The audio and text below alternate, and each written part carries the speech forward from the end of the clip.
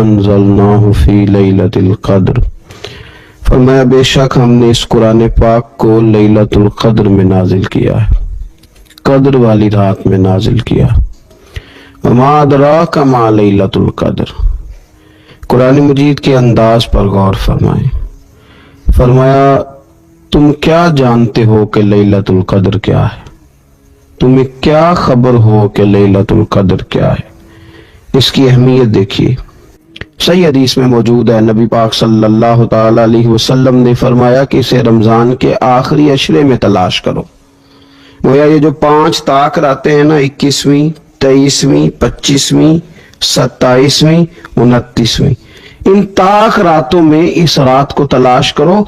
इस रात अल्लाह के फरिश्ते नाजिल होते, आसमाने दुनिया पर, जमीन पर फरिश्ते उतरते। हजरत जिब्रील अमीन अलैहिस्सलाम उन्हें लेकर के आते हैं और फरिश्ते क्या करते हैं कि जो बंदा उस रात अल्लाह की याद में मौजूद हो, जो बंदा अल्लाह तबारक व तआला के जिक्र में मौजूद हो, जो बंदा उस दिन अल्लाह तबारक व तआला की बारगाह में किसी भी तौर पर हाजिर हो, फरिश्ते उसके लिए दुआए मगफिरत भी करते हैं और रब की बारगाह में इल्तिजाए रहमत भी करते हैं।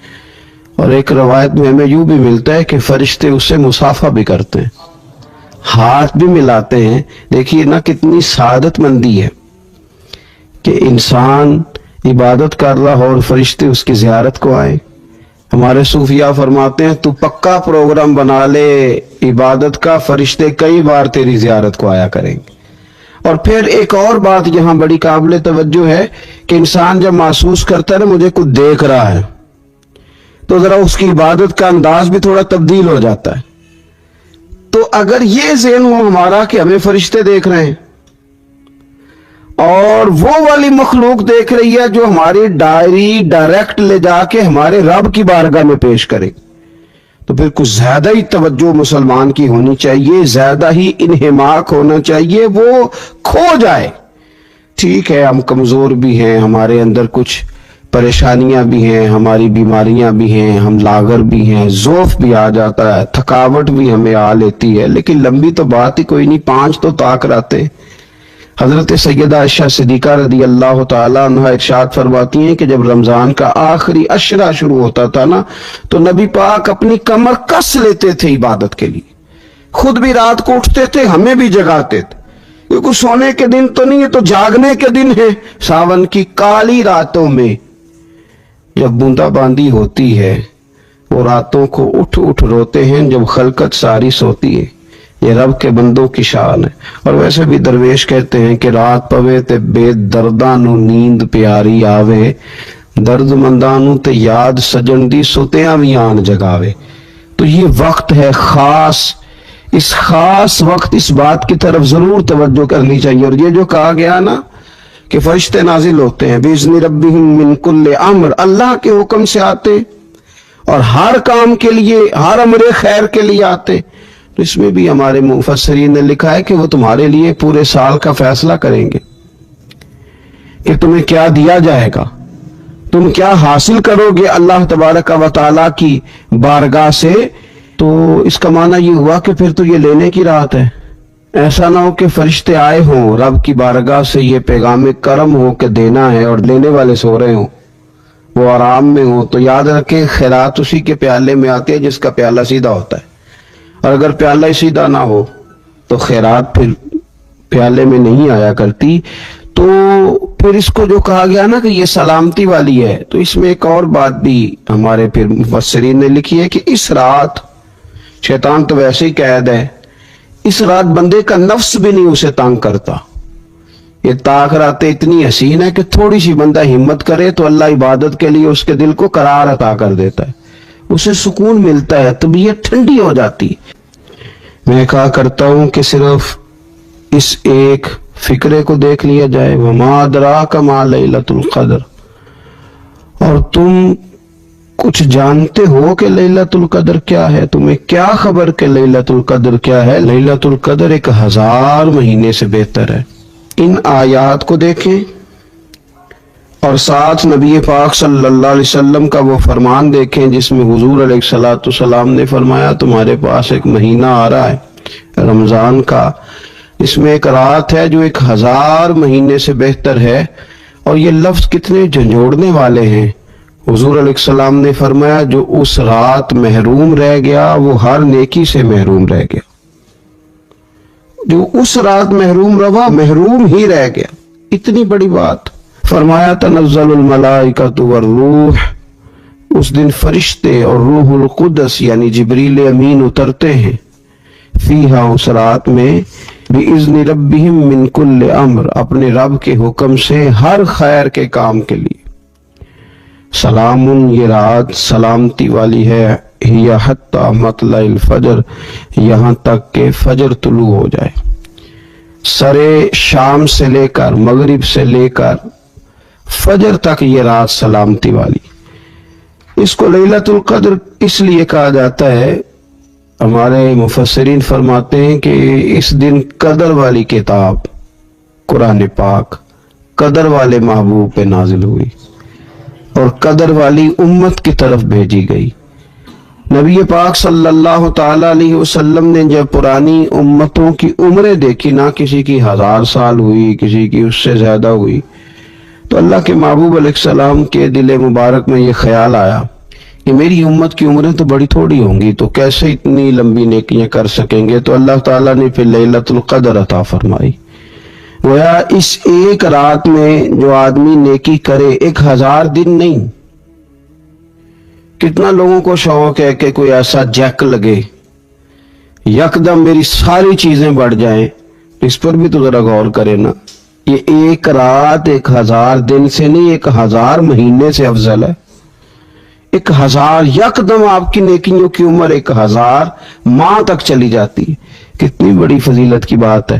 میرے رسول کریم صلی اللہ تعالی علیہ وآلہ وسلم خاص توجہ دلاتے، اس رات کے حوالے سے خاص توجہ دلاتے. اور یہ رات کب ہوتی ہے؟ اور وہ بڑے ذوق کے ساتھ اللہ کی عبادت کرتا.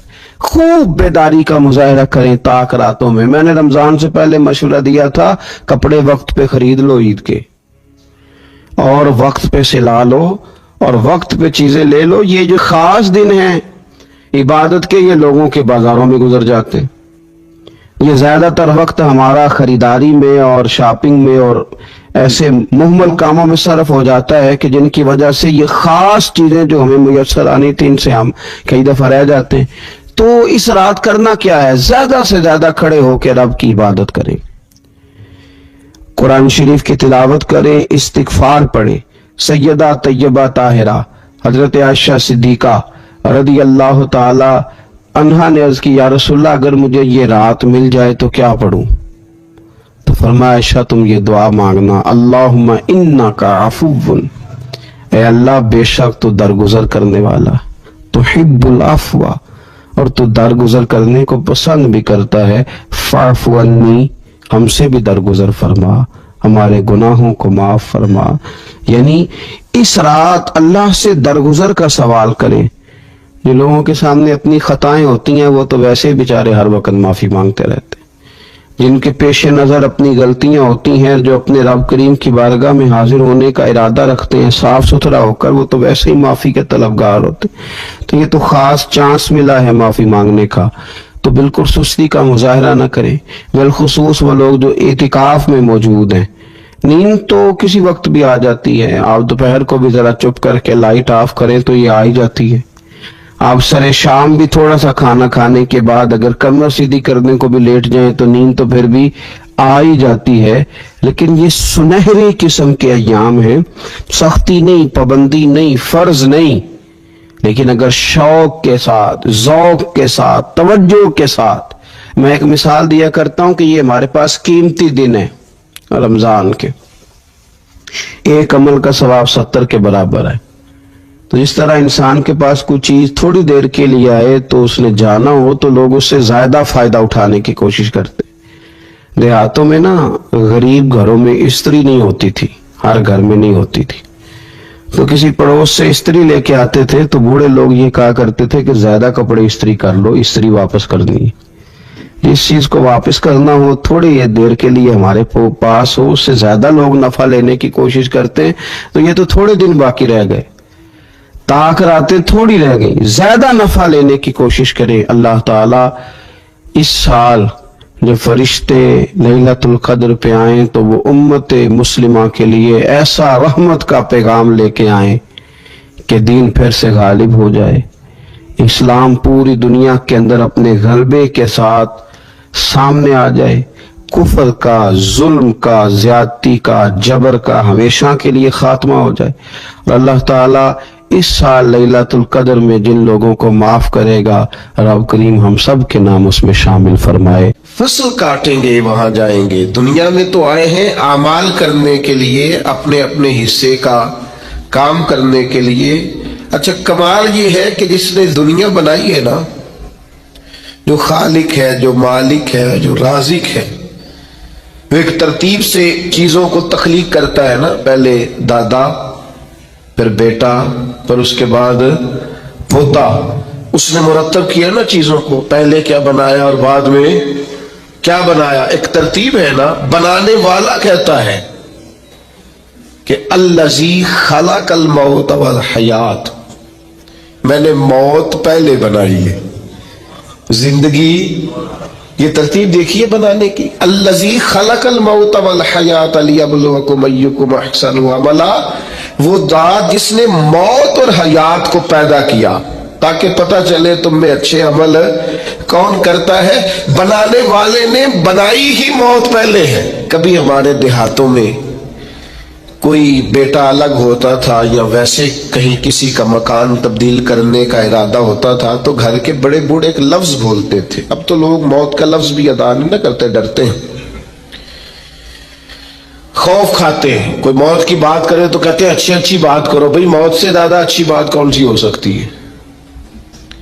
यही तो वो एक चीज है, एक पुल है जिससे गुजरेंगे तो अल्लाह की बारगाह में हाजिर होंगे और मदीने वाले महबूब की ज़ियारत करेंगे। तो आप कह रहे हैं कि जनाब अच्छी अच्छी बात करें। पुराने बड़े बूढ़े बुजुर्ग जब कोई नया मकान खरीदते थे या किसी नई जगह शिफ्ट होते थे तो कहते थे गली ऐसी होनी चाहिए कि मरने वाले की चारपाई तो गुजर सके, जाने वाले की मैयत तो गुजरे।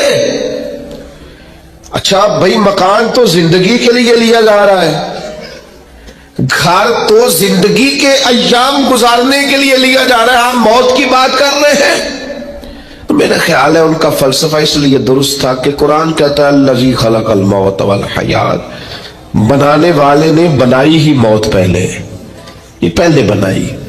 और फिर ये कि कोई बचेगा, फिर ये कि कोई ऐसा जी रूह है जिसमें जान तो आई हो तो मौत ना आए। कुल्लू नफ्सिन ज़ाइक़तुल मौत, हर जी रूह ने, हर जान ने मौत का जायका चखना है। बाकी जिंदगी में जरा मतलब ड्यूटी इस तरह की करे, जायका जायका ही होता है, कड़वा भी होता है और मीठा भी होता है, पसंदीदा भी होता है और नापसंदीदा भी होता है। जायका निहायत शानदार भी होता है, हाँ हाँ, निहायत शानदार भी होता है और निहायत बदमजा भी होता है जायका। तो मौत का जायका भी बिला मिसाल और बिला तशबीह कुछ लोगों पर बड़ा कड़वा है। हज़रत साद बिन रबी जैसे लोग भी हैं, जंगे ओहद में कुछ ऐसे सहाबा भी हैं जिन्होंने अपने जख्मी वजूद को घसीटा है और लाकर अपने सरों को हुजूर के मुकद्दस कदमों पे रखा है। नजम की है खुदा आरजू है यही और आशिके जार की आबरू है यही, मौत के वक्त सर उनके कदमों में हो, दीद होती रहे, दम निकलता रहे। ये भी मौत है, ऐन बिल्कुल हुजूर अलैहिस्सलाम की बारगाह में, हुजूर के सामने सामने बिल्कुल।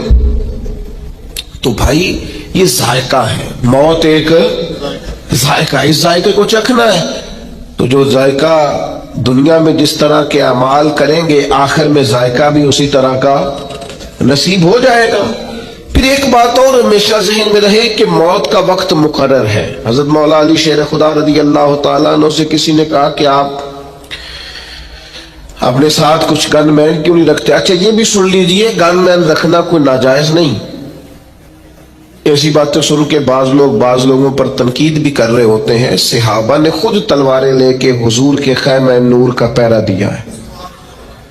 यानी कुछ चीजें ऐसी हैं जिनको हम ना तवक्कुल की असल हकीकत को हमें समझना चाहिए।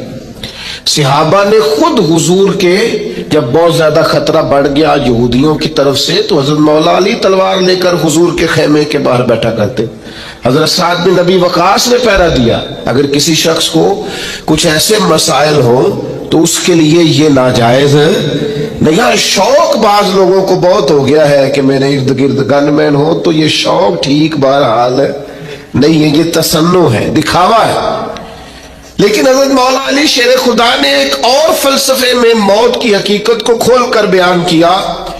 किसी ने कहा कि आपको बहुत खतरा है तो आप कुछ हारिसीन साथ रख लें, कुछ सिपाही होने चाहिए तलवारें लिए। तो मौला कायनात रदी अल्लाह ताला अन्हु जानते थे कि कुरान हकीम ने फरमा दिया है सूरह आराफ के अंदर कि हर गिरोह का एक वादा है, और जब मौत का वक्त आएगा ना एक घड़ी आगे होगी ना और एक साथ पीछे होगी। तो मौला कायनात रदी अल्लाह ताला अन्हु कुरान हकीम के इस इरशाद की रोशनी में फरमाने लगे, तुम मुझे कहते हो मुहाफिज रख लो, मौत